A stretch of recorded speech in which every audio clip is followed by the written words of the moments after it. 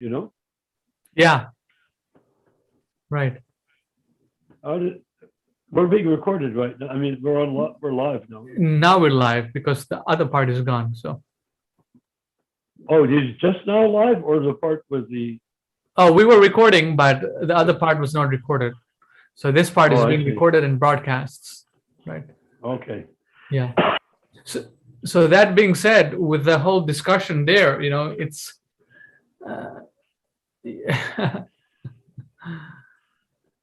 If he's feeling like that, the conservatives are feeling one way, the liberals are feeling one way. Both of them are not following Srila Prabhupada's instructions. So, what's going to happen? What instruction are they not following? Well, you see from that discussion, he was saying that Swami in Mayapur, he's been a guru for 40 years, but unfortunately, with 60 initiated 60,000 people. Yeah, with 60,000 people, he's not. He doesn't outright say he's not qualified to be a guru, but he's saying that he's giving up a siddhanta. So is he really a guru if he's giving up a siddhanta, or was he a guru at one time? Well, in the case of Bali Maharaj, Sukracharya gave Bali apasiddhanta. Right. And the basis of that, Bali rejected him. Right. Yeah, rejected him. Well, he rejected him because he said, "You have given me instruction, now you're going against it. Why?" Yes. Either go with your instruction and give everything to Vishnu, or explain why you don't want me to give everything to Vishnu. Mm-hmm. And he said, because he'll take everything. But then Bali, having been nicely trained by Sukracharya previously, said, well, if Vishnu's the proprietor and he owns everything, so why shouldn't he take everything? Yeah. And Sukracharya said, Sukra means semen, Mm-hmm. So Sukracharya means lineage through genetics, not through spiritual attributes. So that's the thing, these big ISKCON leaders, they're in a bind, rock in a hard place. They're all fighting each other, and well, that's why that statement by Thakur Bhaktivinoda needs to be referred to more frequently, because he clearly states what happens. He keeps branching out. They keep on making different alliances until finally they hate each other, dehumanize each other, or even kill each other. Yeah, right. Yeah, it's very graphic. I wrote that all to him, but he never really responded to it because I put so much material. You'd have to make it your PhD thesis to respond to it. So you're doing it much better than I do. Yeah. I'd rather help you than try to do it myself, frankly. Yeah, we got to approach one step at a time. Not help you means collaborate, not helping you, but collaborate. Yes. Okay. Yeah. Help doesn't mean what people think it means. Help means assist. If I can assist you with what I can offer to you, yes, you can use it. That's what I meant. Yes. So that's what we're going to do from now. But do you think you can actually make any progress with him? That's a very good question. Can we make a progress with him? He's already, see, my main goal is to see what he's thinking. Is he saying that these people are not bona fide, or they're never bona fide? They were bona fide at one time, they're unbona fide, or so this is the whole mess that you have to. Yeah. Well, what it seems he's saying is they are genuine bona fide gurus who have been there for 40 years, but now they're doing something that's apasiddhanta.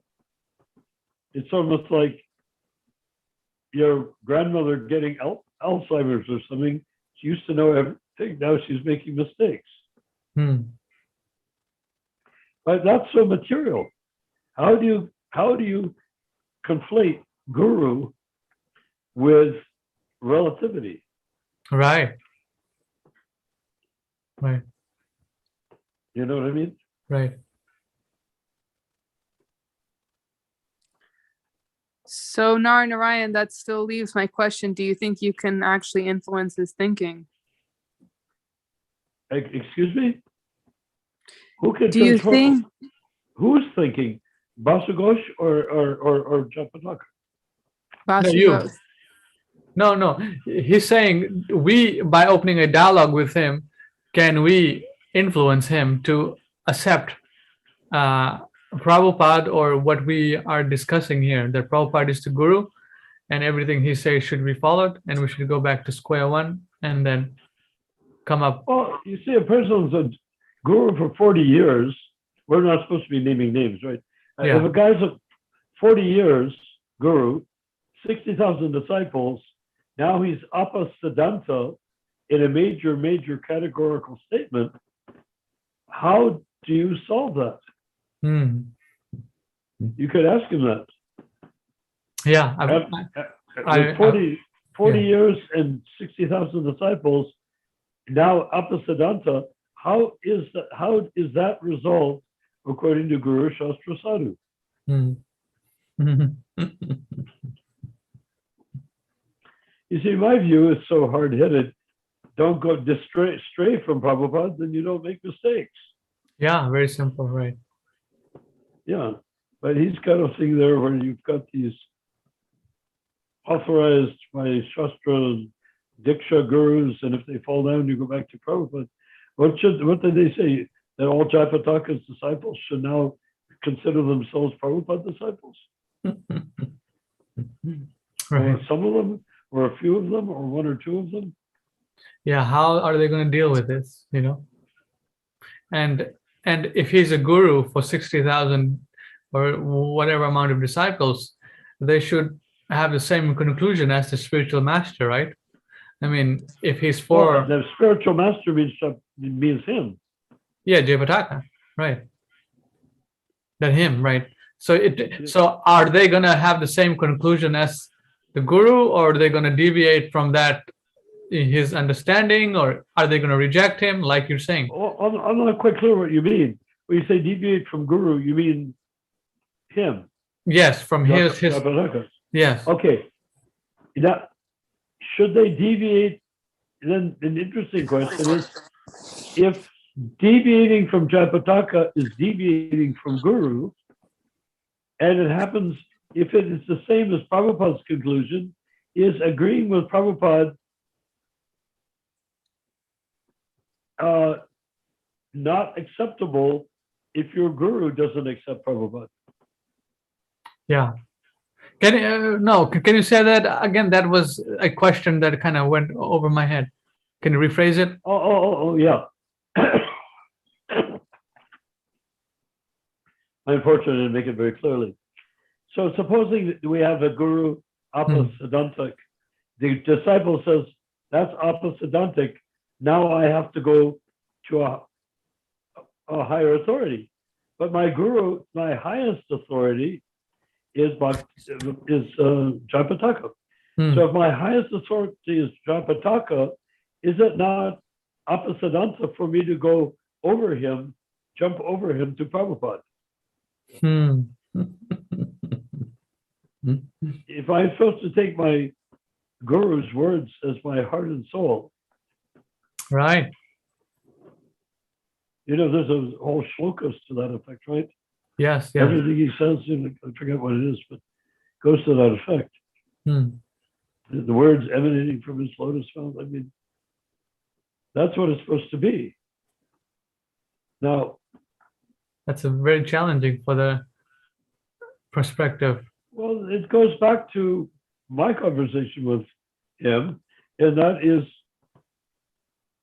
why not cut out the middleman and just have Prabhupada as the absolute standard without anyone in between?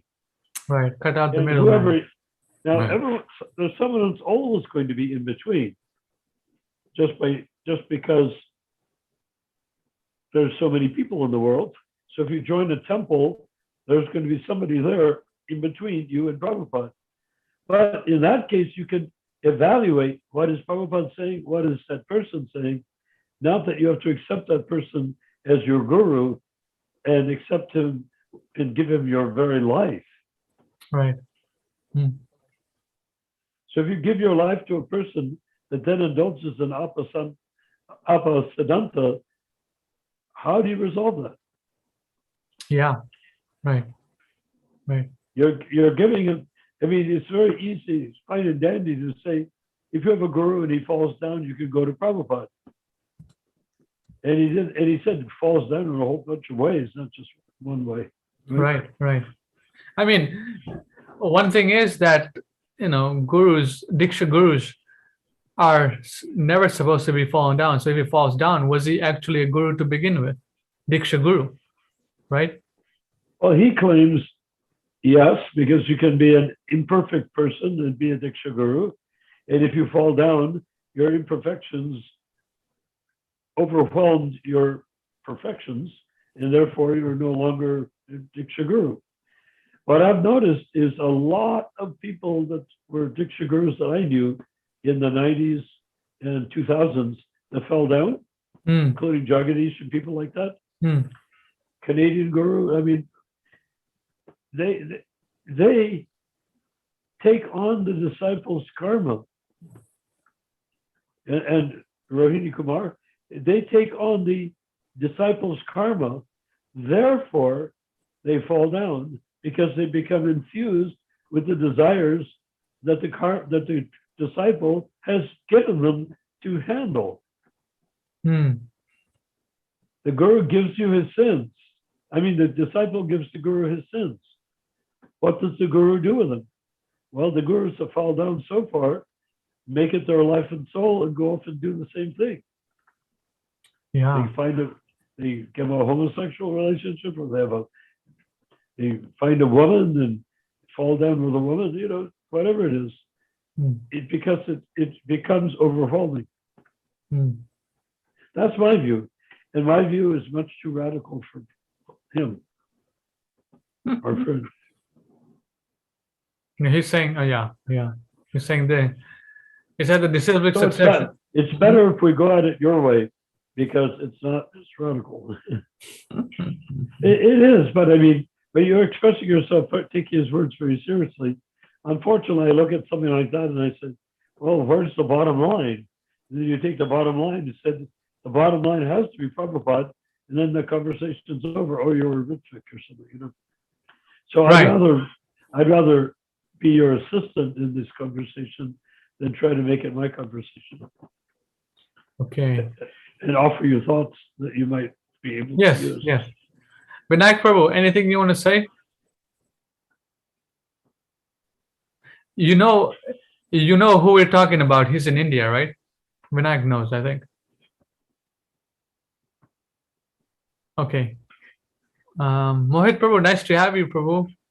Hari Bol Jai, Hare Krishna Prabhu. Jai. Jai. So Saturday, you're going to host a meeting, right? Sure. Done. Don't say sure and not be there. Prabhu, I'm there. Okay. Saturday, Sunday is a holiday. Sure, done. Okay. Let's coordinate. All right. The meeting must go on. Okay, and who's going to host the meeting on Thursday? I'll be there. Great. And Sunday? Sunday, I can be there, or Vinayak or Mohit Prabhu. Mohit Prabhu, can you do Sunday too, or Saturday one day you want to try? That's a question that's been raised by some of our members.